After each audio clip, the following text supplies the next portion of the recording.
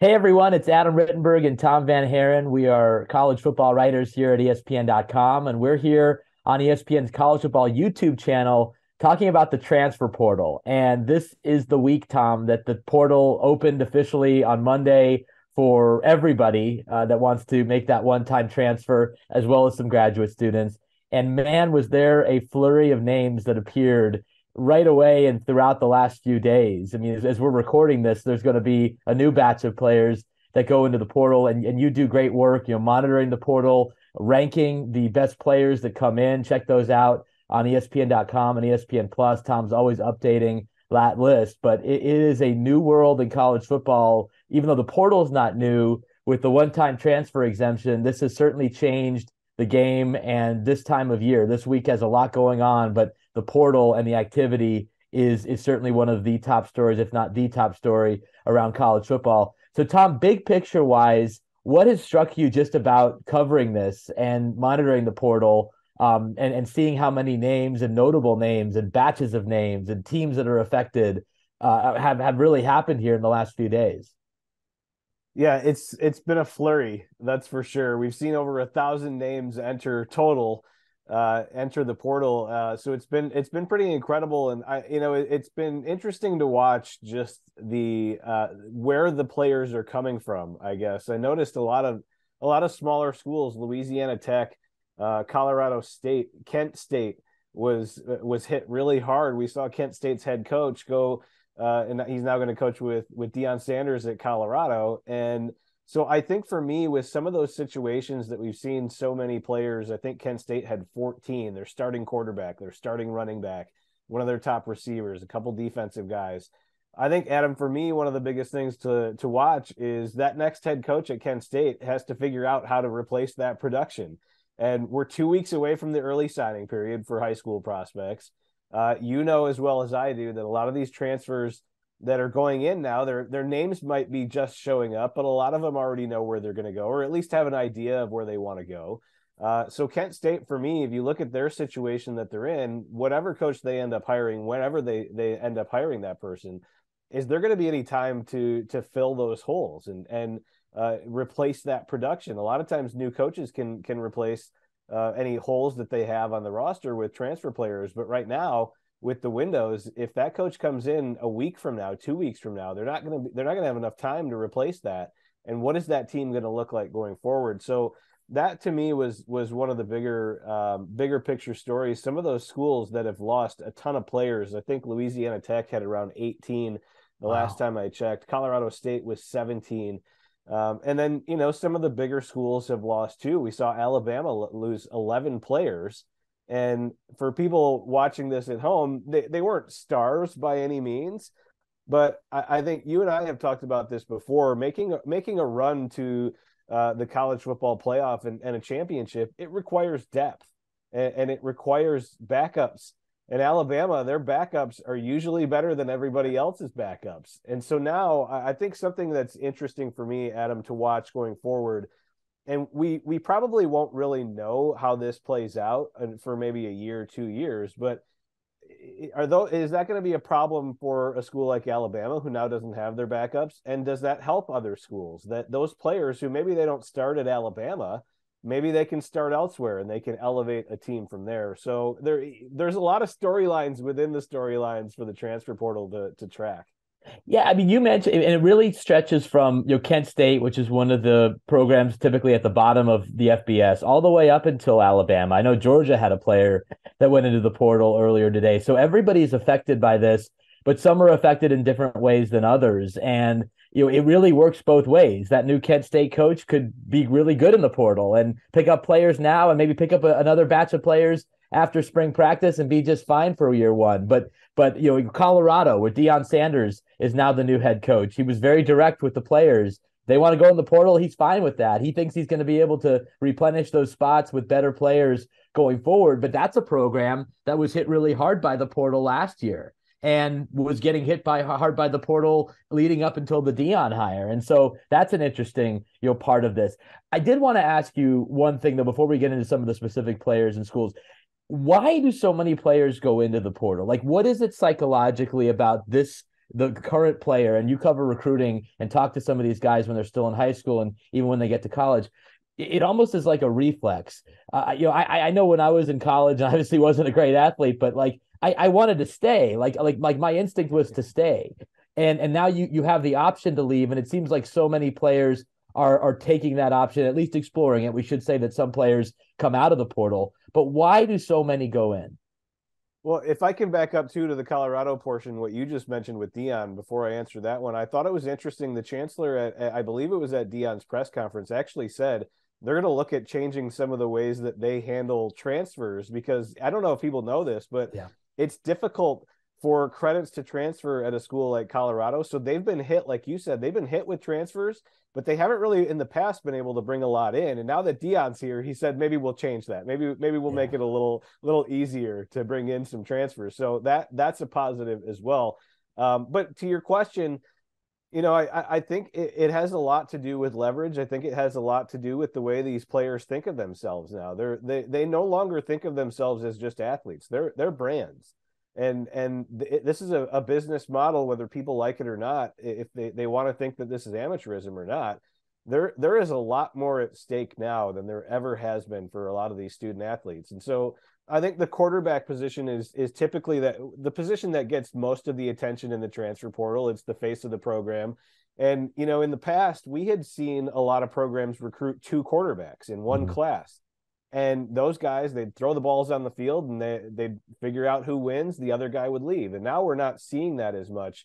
And I think that's because of the transfer portal, where you're pulling in a guy from the transfer portal and then a guy from high school. And I think the mentality of a lot of these players, especially at quarterback, is I'm going to at least go in, I'm going to go compete, see where I stand, but I want to play. So if I don't win the job, now the NCAA has made it easier for me, where I don't have to sit out a year.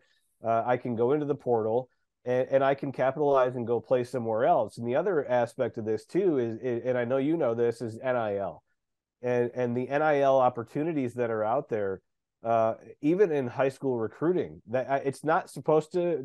Basically, the only rule that's out there with NIL is it's not supposed to be an enticement to recruitment, but it absolutely is. I mean, the nature of it, even if you're not using it as a recruiting tool, the nature of it is an enticement to come there. Sure. And so that factors in with high school recruiting.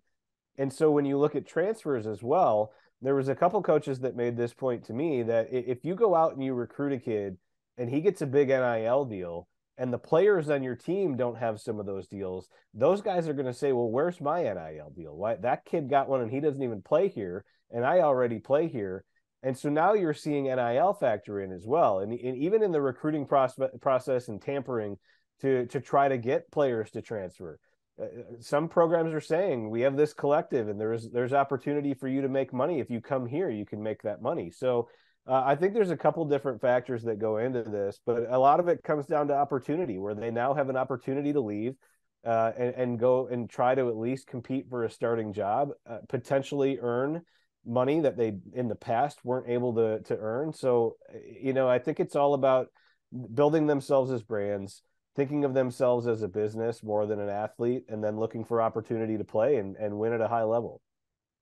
No doubt. And yeah, NIL, it sort of overshadows all of this. And I know people have different thoughts on it, but like you said, it's a reality from the time players are emerging as high school prospects all the way through their college time and into the portal for a lot of these notable players. You mentioned the quarterback position, and you have rankings overall positions, but specifically for quarterbacks here on ESPN Plus. So I wanted to go through a couple of these.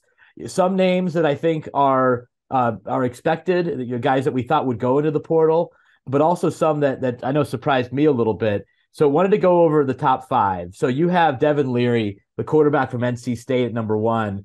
He was a guy that we thought this would be his last college season, was very much on the NFL radar going into the year. Unfortunately, had an injury. You're kind of midway towards the end of the year, and now he's in the transfer portal, which is notable. His offensive coordinator, Tim Beck, recently took the head coaching job at Coastal Carolina. So Devin Leary likely moving on from NC State. This one really shocked me, Tom. This is Spencer Sanders, the basically 4-year starter at Oklahoma State, record-setting quarterback.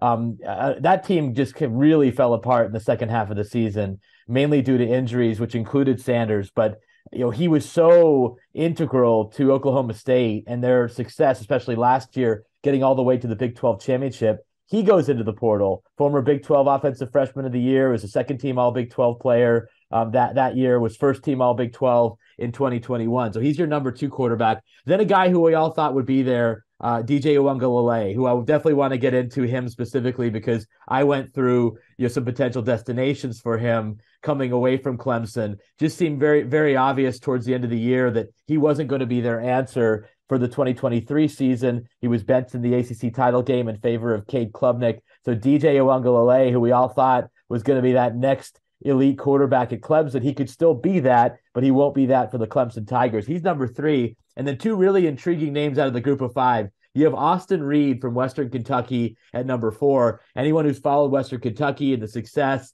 with Bailey Zapp last year and Tyson Helton as the head coach. Really interesting program with how they approach offense. And then Davis Brin from Tulsa, another quarterback impacted by coaching change. Philip Montgomery was fired a couple weeks ago, and Kevin Wilson was just named their new head coach. But Davis Brin from Tulsa is in the portal, and he had some really impressive statistics. So going through those five, what stands out most to you? Is it the surprise name, like a guy like Sanders? Is it the fact that DJ Uiagalelei is in there, or Devin Leary, or those two group of five quarterbacks? No, I agree with what you said. I think the surprises are what stands out to me. I mean, Devin Leary, especially, a guy that saw a lot of success. Now, this one, I'm not saying that this is why Devin Leary is leaving or why he's staying. I'm not saying that with him. Just I think to go with that NIL conversation that we had, I do think it's interesting that we're seeing him stick around. And in the past, before NIL, we probably see a lot of quarterbacks go and try to get their shot in the NFL. Whereas now, because there are other opportunities, because there are opportunities to make money, if you're not going to be a first round guy or a second round guy, do you maybe stay and try to make more money in NIL and then get more experience and try to go next year? I'm not saying that's why he did it, but I do think that's an interesting aspect of NIL and going forward. If we see maybe some more quarterbacks stick around, transfer to a new opportunity, and transfer to a place where they can go and contribute immediately and see success. So Devin Leary, I said this, we had a roundtable. I don't know if it's I don't think it's ran yet, but whenever it goes up, I made a note that NC State, Wisconsin has had success in the past with an NC State quarterback in Russell Wilson. And, I would love to see maybe Luke Fickell go to the portal and try to bring in Devin Leary and put him in his offense, get a quarterback to replace Graham Mertz, who's now in the transfer portal. So I don't know where he's going to end up, but that one was a surprise for me. And then Spencer Sanders, you're right. I mean, it seems like he's been the face of that program. He's been a huge part of that success.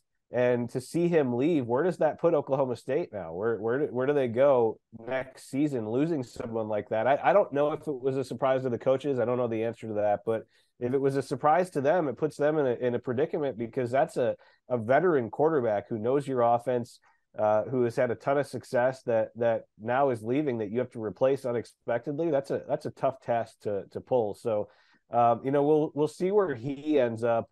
I don't know if you have any thoughts, but I think Auburn, if Hugh Freeze is looking for a new quarterback, I think that might be a cool spot for someone like Spencer Sanders. But yeah, those guys especially, I think, intrigued me the most. And I know you teased there your article about possible destinations with DJ Uiagalelei. Do you want to go over some of those, and we Yes, can kind let's of do it. look at some of those teams as well. It's interesting, Tom, because he's a guy that you certainly had a lot of options coming out of high school, was a top 50 recruit. Some services had him as a 5-star recruit. Picked Clemson over Oregon, but that was when Mario Cristobal was the head coach at Oregon. Now it's Dan Lanning, although DJ's younger brother, who's a top defensive recruit, is also considering Oregon. So, I guess to me, is it the Pac-12 or the field when you're looking at possible landing spots for DJ? Because I do think he's a guy that, with a fresh start in the right system, with the right coaching, nothing against the Clemson coaching, because they've done a great job there over a while, but for whatever reason, it just didn't click. I think he's the guy that could have a potential Bo Nix-like rebirth in the right place, or a Michael Penix-like rebirth, him going from Indiana to Washington, Bo Nix from Auburn to Oregon. Where's that spot for DJ? Yeah, I agree with you on that. I don't know where he's going to end up, but I could see, Chip Kelly has had success with quarterbacks in the past. Maybe that's an opportunity to go back home to California, UCLA. You mentioned Mario Cristobal. He's now at Miami, and they had a struggling offense last season. Maybe they kick the tires. I have heard a couple coaches though say that they're probably not gonna get in the market for DJ just because of what's happened over the past couple of years. So we'll see where he ends up. I think it's interesting for me with him though, and I want to be careful with this because I don't want to speculate too much. But what you mentioned about his talent coming out of high school, the quarterback position is so mental for me, and it seems like to me, to go along with your point about a fresh start, it seems like it just kind of spiraled for him at some point where it's almost like the yips in golf, right? Mm. You start to think too much, and you're thinking about what you're doing and tinkering and change this with your fundamentals, and you can't get it back. And so maybe that is what he needs, a fresh start, because he's got the talent. He had the talent in high school. We saw it. That doesn't just disappear. And he's a 6'4", 235-pound quarterback. I think quite a few coaches would be glad to add him to their roster, but it's going to be interesting to see what factors in and how that plays out. I don't know if he wants to go back home or if he's willing to stay, on the east side or where he wants to go. But a guy that I think, like you said, I think could come back and make a difference and maybe turn things around. One last thought on the quarterbacks. Entering the season, there was so much hype around the ACC and the collection of quarterbacks returning in that conference. I think 10 teams had players at that position with some level of starting experience. Looking at the portal, it's a bit sobering, Tom, because you see DJ Uiagalelei, you see Devin Leary from NC State, you see Brennan Armstrong from Virginia, who was a record-setting player for them under the previous coaching staff, and for whatever reason, it just didn't click for him with Tony Elliott and that crew. So Brennan Armstrong, really good player in the transfer portal. Phil Jurkovich from Boston College has already transferred to another ACC school. He's gone from BC to Pitt because Keaton Slovis, another quarterback with starting experience who transferred in, went into the portal. So I think if there's any league and any collection of quarterbacks that epitomizes where we're at right now in college football, it's the ACC. It's hard to keep track of it all because NC State's probably going to be active in the portal. Clemson probably won't because they have their guy, but it's wild right now just in that conference alone. Well, I think it's wild at the position. It just shows how important that position is, that everybody needs a quarterback and everybody's looking for a guy that can do it right away. And I think what it speaks to also is the challenge for coaches to keep good depth and keep players at the position, because the days of having a guy that's a really, really good player as your backup that's waiting in the wings to develop, those are over. And with guys transferring the way that they are now, you have to be able to space it out. You have to be able to hit every time you get a quarterback, whether it's in the portal or as a recruit. And I think about this, and I think about Lincoln Riley when he was at Oklahoma. He offered a quarterback every other year, a high school quarterback every other year, and he usually got his guy that he offered. He didn't offer many players, and the guy that he went after, he usually got him. And spacing it out like that proved to be successful for him, because a lot of those elite level recruits, they're not going to sit around anymore and they're not going to wait. And so, what's happened in the ACC, it speaks to how difficult it's going to be to maintain. Roster management is a big term that we hear a lot from coaches. It's going to be really difficult for them to maintain that position. If you miss on a guy, if you don't get the right guy, or he doesn't pan out or doesn't develop. I mean, I think about Clemson. Had they not gotten Cade Klubnik, where would they be right now? And what situation would they be in? They were able to get Cade and they're okay, but some of these other teams that have not had success recruiting, they're not going fishing in the portal for a quarterback, and still it doesn't guarantee success if you get a guy from the portal. We've seen that happen as well. So I don't know what this is going to look like going forward, if we're just going to play carousel, or everyone's going to just switch teams. JT Daniels is on his sixth team now, or fifth Amazing. team. Yeah, totally. Yeah, JT Daniels, who I don't think he's played in the ACC yet, so that's maybe where he'll end up. Yeah. He's got the Pac-12, he's got the SEC and the Big 12 covered, so he's got two more Power 5 conferences left. We'll see if he can get it done. Yeah. Amazing, amazing. Well, Tom, I do want to broaden it beyond just the quarterback position because you do have a best available ranking here on ESPN Plus that obviously includes quarterback. Devin Leary's number one, but who are some of the other guys at other positions that really jump out to you? Noticing here, there's quite a few wide receivers in the top 10, top 15 that have come into the portal. Offensive lineman from Rhode Island. I want to hear a little bit more about, is it that Johnny Cornelius? You have him in the top five. So who else outside of quarterbacks should people really be learning about in terms of the portal who haven't committed to a new program yet? Well, we talked about teams that have been hit hard. We didn't mention Indiana. Indiana's a team that's been hit hard. Connor Bazelak is in the portal. Their starting quarterback, Jack Tuttle, their backup quarterback, is in the portal. And then they took a big hit because Desan McCullough, their linebacker, one of their freshman linebackers, is also in the portal. He's a former top 50 guy. His dad was working for Indiana as a coach at the time. He's now at Notre Dame. And Desan is in the transfer portal. He was one of the top true freshmen. He's probably going to be on my true freshman All-America team. I've got him at number 2 on the list. He's 6'5", 230 pounds. You don't find linebackers like that can do a little bit of everything. So he's already getting a ton of interest. He had 49 total tackles, 4 sacks, 3 pass breakups as a true freshman. He's a guy to watch. You mentioned a Johnny Cornelius out of Rhode Island. He's 6'4", 320 pounds. I think this is what I love about the transfer portal, and maybe smaller school coaches don't love, because they spend time developing guys and then those guys leave. But someone like Cornelius can go to Rhode Island, learn, develop, grow, and now he's going to get a chance to probably play at a Power 5 team. He's gotten a ton of interest already. Interior lineman, he played right tackle. He could play on the interior in the Power 5 level. He's already gotten a ton of interest. So I think that's kind of one of those stories that we look at that says, oh, the transfer portal can help some of these guys too get attention. And then outside of him, you mentioned the receivers. Dorian Singer from Arizona is already getting a ton of interest from a lot of different places. And then a corner from Virginia, Fentrell Cypress. Ohio State is interested in him. A really, really good corner that played for Virginia, 6 foot, 184 pounds. He's someone that I could see making a big jump as well. And then another corner that I probably want to highlight is Tony Grimes. Tony Grimes, from North Carolina. I mean, was a guy that reclassified, a 5-star that went to North Carolina, reclassified and showed up a year early at North Carolina. And now I think maybe just doesn't mesh with the defense that they're running at North Carolina and wants a new opportunity. So somebody's going to get, those two especially, 2 teams going to get some really, really good corners that you can't go into the high school recruiting and get a guy that's going to be able to start immediately, that has size, both 6 foot tall.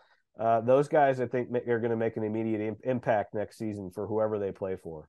Yeah, anyone who's followed recruiting and Tom's coverage, you probably know the name Tony Grimes because he was a major story coming out of high school, and then we'll see where he lands next. I don't think he'll have any shortage of opportunities for his next destination.